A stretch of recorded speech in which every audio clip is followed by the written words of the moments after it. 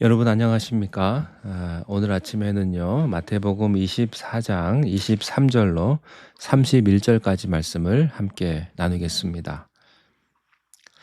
그때의 사람이 너희에게 말하되 보라 그리스도가 여기 있다 혹은 저기 있다 하여도 믿지 말라. 거짓 그리스도들과 거짓 선지자들이 일어나 큰 표적과 기사를 보여 할 수만 있으면 택하신 자들도 미혹하리라. 보라 내가 너희에게 미리 말하였노라. 그러면 사람들이 너희에게 말하되 보라 그리스도가 광야에 있다 하여도 나가지 말고 보라 골방에 있다 하여도 믿지 말라. 번개가 동편에서 나서 서편까지 번쩍임 같이 인자의 임함도 그러하리라. 죽음이 있는 곳에는 독수리들이 모일 것이니라. 그날 환난 후에 즉시 해가 어두워지며 달이 빛을 내지 아니하며 별들이 하늘에서 떨어지며 하늘의 권능들이 흔들리리라. 그때의 인자의 징조가 하늘에서 보이겠고 그때의 땅의 모든 족속들이 통곡하며 그들이 인자가 구름을 타고 능력과 큰 영광으로 오는 것을 보리라. 그가 큰 나팔 소리와 함께 천사들을 보내리니 그들이 그의 택하신 자들을 항상 이 끝에서 저 끝까지 사방에서 모으리라. 아멘.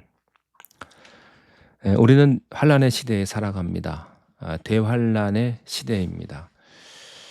이 대환란의 때에 무슨 일이 일어나는가? 자칭 그리스도라고 하는 사람들이 이것 저곳에서 나타난다고 하는 사실입니다. 이단이라는 집단들 그 교리를 보면요.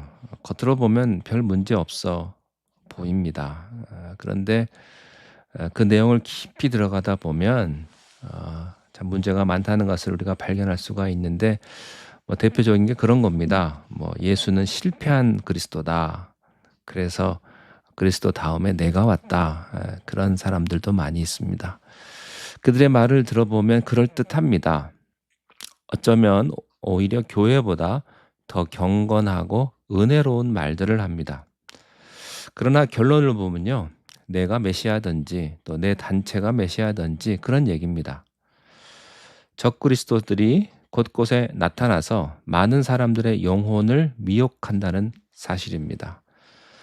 그런데 그 적그리스도들은 어떻습니까? 24절에 보면요. 거짓 그리스도들과 거짓 선지자들이 일어나 큰 표적과 기사를 보여 할 수만 있으면 택하신 자들도 미혹한다 그랬습니다.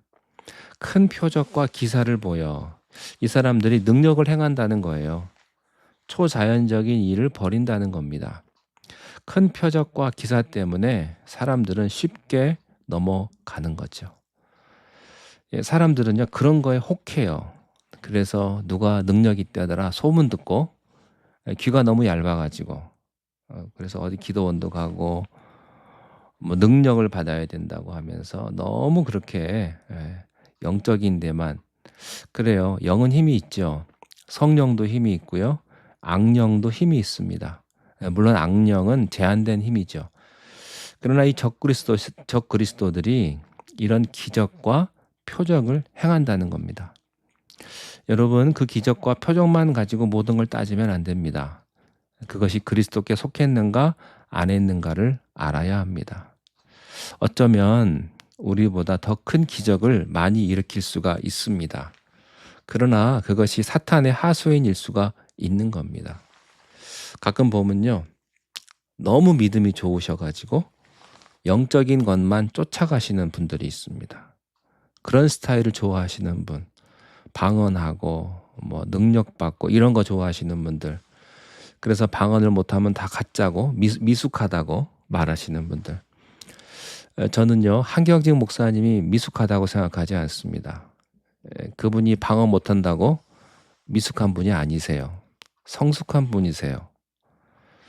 고린도전서 13장에 내가 사람의 방언과 천사의 말을 할지라도 뭐가 없으면 사랑이 없으면 아무것도 아니다 하는 겁니다. 본문 25절 26절 이렇게 되어 있습니다. 그러면 사람들이 너희에게 말하되 보라 그리스도가 광야에 있다 하여도 나가지 말고 보라 골방이 있다 하여도 믿지 말라. 여러분이 그렇게 되기를 바랍니다. 믿지 마십시오 함부로. 그리고 누가 있다고 그래도 나가지 마십시오. 이 거짓 그리스도인들, 거짓 선지자들이 특히 말세에 많이 일어나는데 이들이 결정적으로 잘못됐다는 증거를 어디서 가질 수 있는가? 예. 29절부터 보면요. 그날 환란 후에 즉시 해가 어두워지며 달이 빛을 내지 아니하며 별들이 하늘에서 떨어지며 하늘의 권능들이 흔들리리라.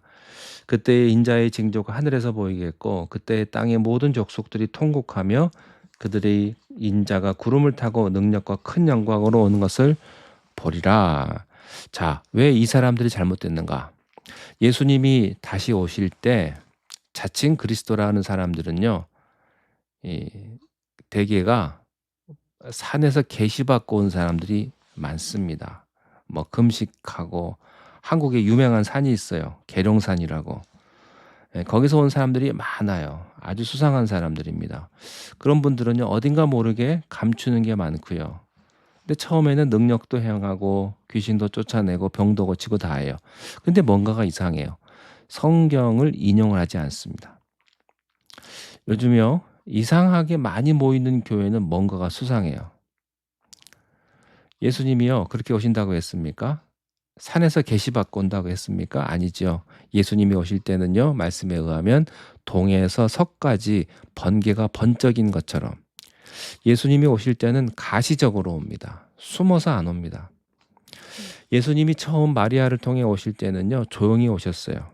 그러나 주님이 다시 재림할 때에는 모든 사람들이 보는 데서 가시적으로, 공개적으로 하늘의 권위와 위엄을 가지고 오시는 겁니다. 예, 쉽게 말씀드리면 세상의 모든 사람들이 다 알 수 있도록 오시는 거예요. 여러분 몰래 누군가의 소문으로 오지 않습니다. 적그리스도들, 가짜 그리스도라고 하는 사람들이 어디서 교육받았는지도 알 수가 없어요. 잘 얘기를 안 해요. 그러나 그들의 말에는 이상하게 마술력 같은 게 있어요. 또 귀신도 쫓아낸다고 그러고요. 병도 고친 것 같아요.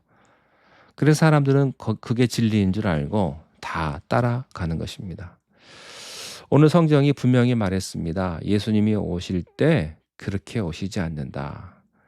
27절에 보면 번개가 동편에서 나서 서편까지 번쩍임 같이 인자의 임함도 그러할 것이다. 29절에 보면 해가 어두워지며 달이 빛을 내지 아니하며 별들이 하늘에서 떨어지며 하늘의 권능들이 흔들릴 거다. 영어 성경에 보니까 heavenly body가 shaken 한다고 했어요. And the powers of the heavens shall be shaken. 하늘의 몸체가요, 이 shaken 하는 겁니다. 우주의 질서가 깨지는 거예요. 30절 31절에 그때의 인자의 징조가 하늘에서 보이겠고 그때의 땅의 모든 족속들이 통곡하며 그들이 인자가 구름을 타고 능력과 큰 영광으로 오는 것을 보리라. 그가 큰 나팔 소리와 함께 천사들을 보내리니 그들이 그의 택하신 자들을 하늘 이 끝에서 저 끝까지 사방에서 모을 것이다. 여러분, 사막이나 광야에서 사람이 죽으면요, 어떤 일이 벌어질까요? 독수리가 모이는 겁니다. 28절에 보니까 죽음이 있는 곳에는 독수리들이 모일 것이니라 그랬거든요. 살아있는 사람에겐 독수리가 모이지 않습니다. 죽으면 독수리가 오기 시작을 합니다. 심판이 구체적으로 임했다는 것을 보여주는 말씀입니다. 어떤 사람들은 휴거에 불안증이 있는 사람이 있습니다. 혹시 내가 안 들리면 어떡하나? 걱정하지 마십시오. 은밀하게, 휴거도 은밀하게 오지 않습니다. 데살로니가 전서 4장 16절 17절에 보면요, 주께서 호령과 이게 큰 소리입니다. shout. 그다음에 천사장의 소리와 voice죠. 나팔 소리로 triumph. 친히 하늘로 쫓아 강림하시리니 그리스도 안에 죽은 자들이 먼저 일어나고 그 후에 우리 살아남은 자도 저희와 함께 구름 속으로 끌어올려 공중에서 주를 영접하실 것이다.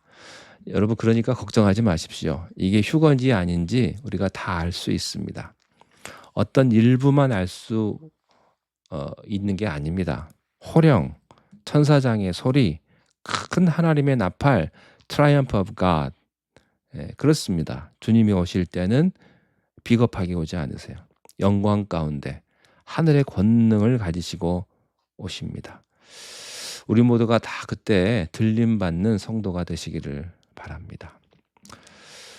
또 우리가 고난 속에 있다 할지라도 하나님은 그 고난의 날들을 깎아주신다고 말했습니다. 이 고난을 깎아주시는 게 얼마나 좋은지 모르겠습니다. 딱 잘라주신다는 거예요.